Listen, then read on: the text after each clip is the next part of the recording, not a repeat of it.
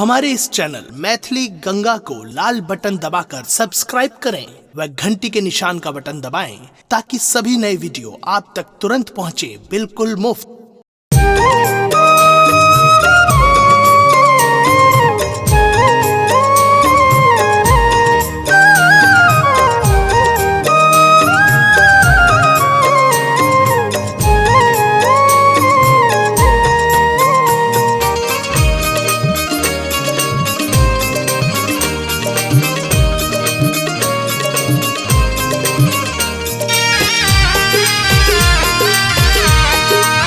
अपने सुन रही थी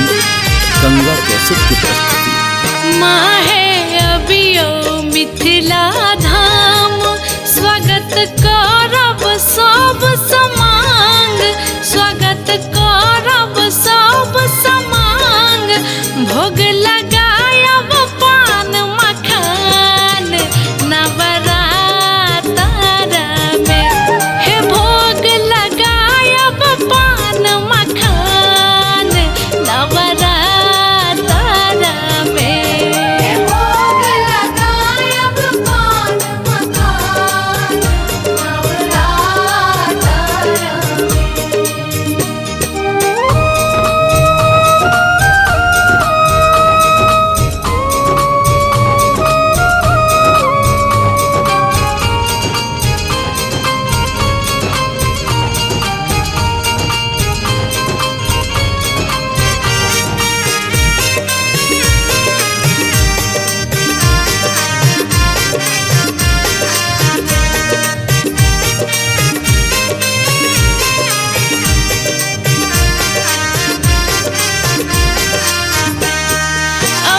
नवरात्र सिंह सवार,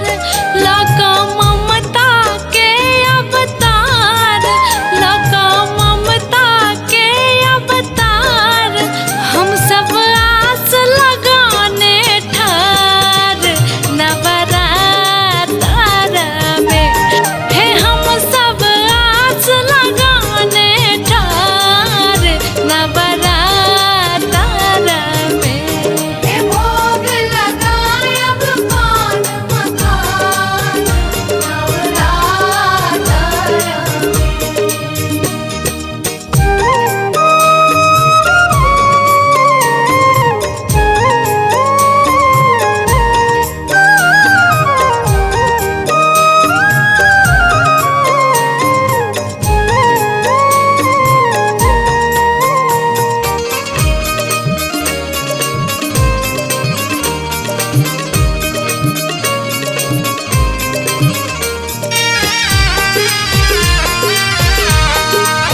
अपने सुन रही थी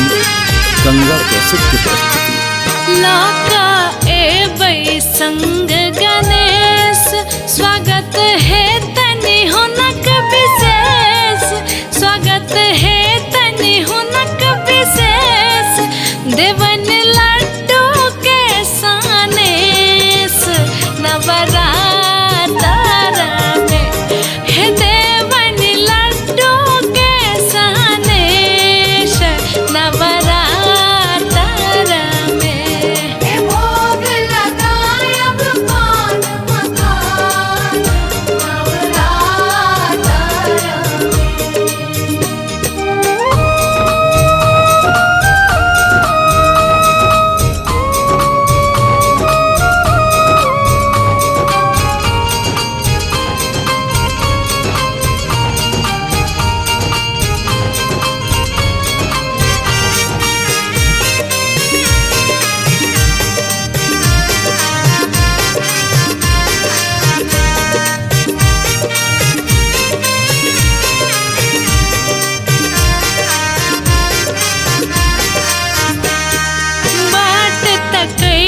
गेलौं हम हार,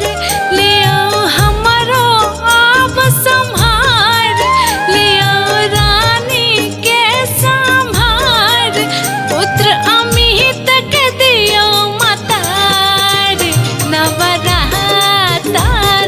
में, हे पुत्र अमित के दियो मतार नवरात्र में, भोग लगायब